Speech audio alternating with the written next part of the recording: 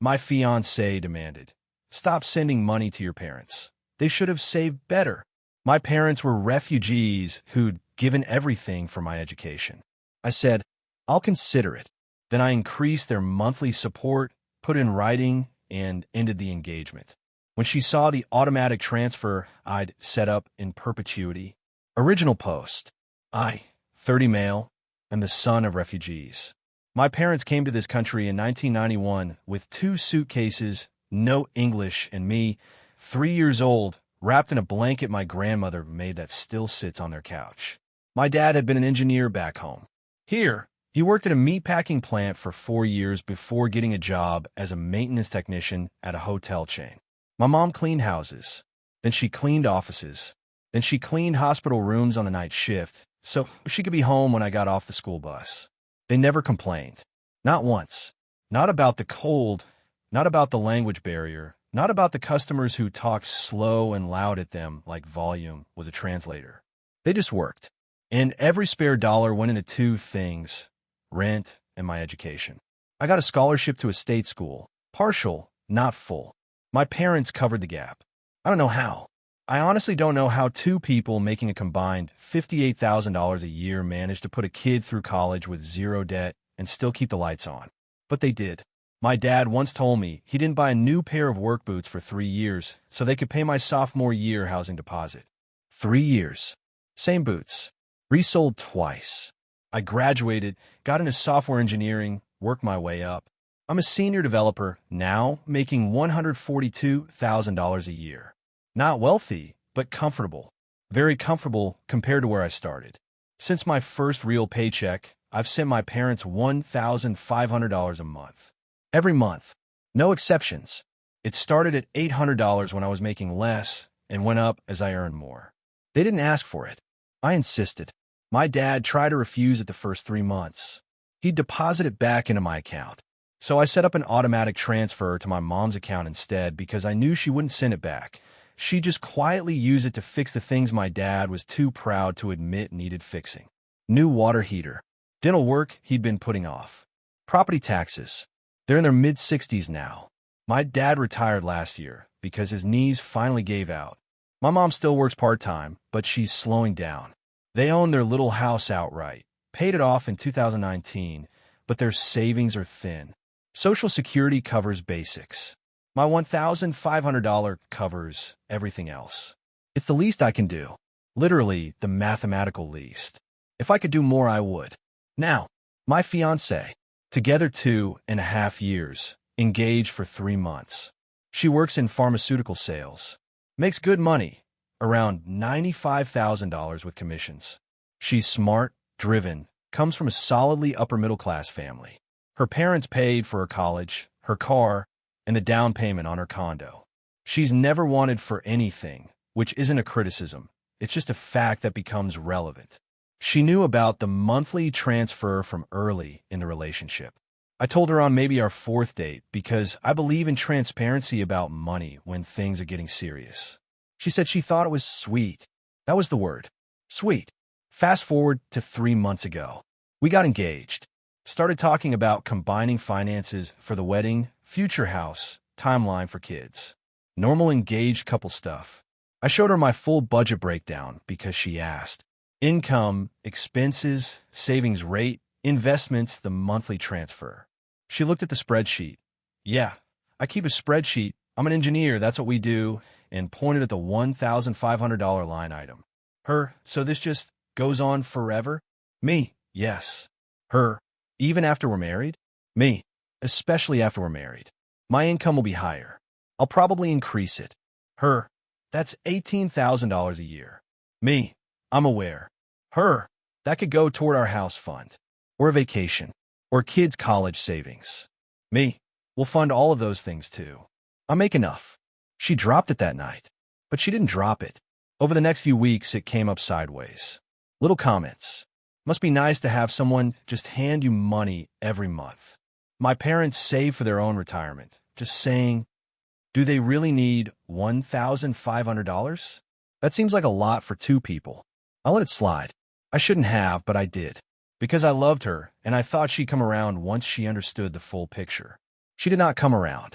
3 weeks ago, we were going over wedding catering estimates. $87 per head, 140 guests, you do the math, and she brought it up again. But this time she didn't hint. She came straight out with it. I think you need to stop sending money to your parents. Or at least cut it in half. They should have saved better. It's not our responsibility to fund their retirement. I put the catering binder down. They didn't have anything to save. They were refugees. They spent everything on me. That was their choice. Parents are supposed to provide for their kids. You don't owe them money for doing what they were supposed to do. They were supposed to work 18-hour days so I could go to college debt-free. They were supposed to skip dental care so I could have textbooks. You're being dramatic. Lots of people struggle. That doesn't mean their kids have to bankroll them for life. I sat there for a good 30 seconds.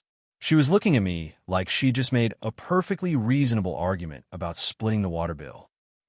I'll consider it. That's what I said. I'll consider it. Because I needed time, not to consider her request. I already knew the answer to that. I needed time to consider what her request meant about who she was and whether I could marry someone who thought my parents should have saved better when they were breaking their bodies to give me a future. I considered it for exactly 1 week. During that week, I did 3 things. First, I called my financial advisor. Not a fancy one, a fee-only guy I found through my company's benefits program. I told him I wanted to set up an irrevocable automatic transfer. $2,000 a month, indexed to inflation annually, from a dedicated account that I'd keep funded.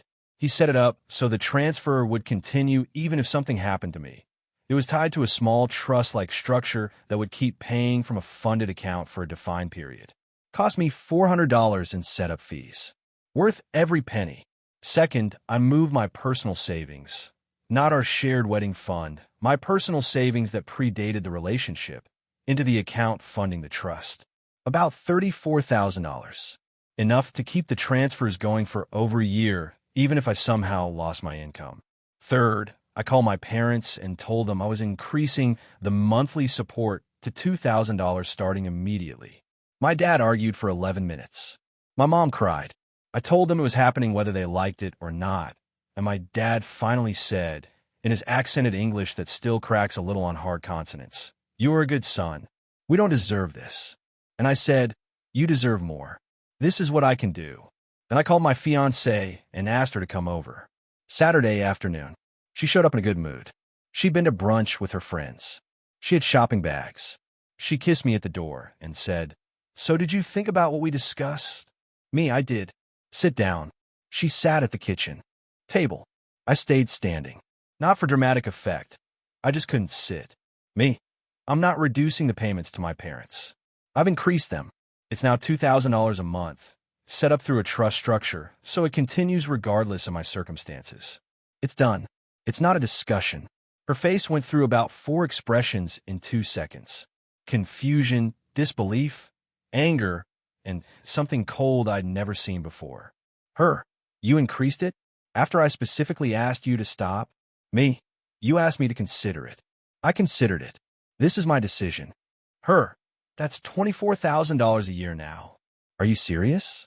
That's a down payment. That's daycare. It's also less than 17% of my gross income. We can afford everything else comfortably. We can't afford anything because you keep giving our money away. It's my money. From my income. We're not married.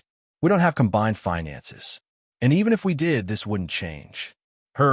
So my opinion means nothing? Your opinion was noted. My decision was made. She stood up, pacing now, hands in her hair. You chose them over me. I chose to keep my commitment to the 2 people who sacrificed everything so I could be in a position to have this conversation at all. If that's choosing them over you, then yes. I can't believe this. I literally cannot believe this. There's one more thing. I think we should end the engagement. And the room just stopped. Update 1, 6 days later. She didn't scream. I was expecting screaming. Instead, she stood there for about 15 seconds, perfectly still, and then said in this very controlled voice, "You're not serious." I am. Over $2,000 a month to your parents. over you asking me to abandon them and calling it financial planning. Her, I didn't say abandon. I said be reasonable. Me, you said they should have saved better. They came here with nothing. They had nothing to save. And you said it like it was their fault. Her, your put educating me was just the standard package and they don't deserve gratitude for it. My dad didn't buy boots for 3 years. My mom cleaned hospital bathrooms at 2 a.m. That wasn't the standard package. My mom cleaned hospital bathrooms at 2 a.m. That wasn't the standard package. That was 2 people pouring themselves empty so I could be full. She sat back down. I could see her recalibrating, switching strategies. She went soft.